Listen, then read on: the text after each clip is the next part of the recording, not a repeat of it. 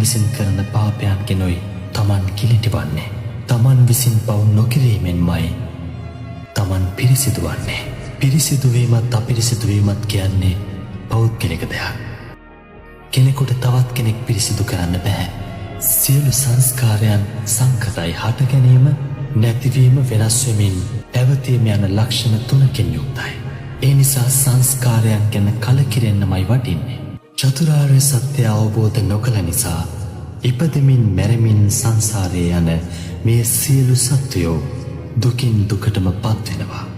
ආර්ය අෂ්ටාංගික මාර්ගය අනුගමනය කොට ඒ අමා මහ නිවන සාක්ෂාත් කළොත් සියලු දුකින් නිදහස් වෙන්න පුළුවන්. ඔබත් දැන් අප්‍රමාදීව කුසල් දහම්වල යෙදී වාසය කරන්න. ඔබ මේ ගත කරන මිනිස් ජීවිතය තුළ මනුෂ්‍ය වර්ගයාගේ යහපත පිණිස පිළිපදින්න.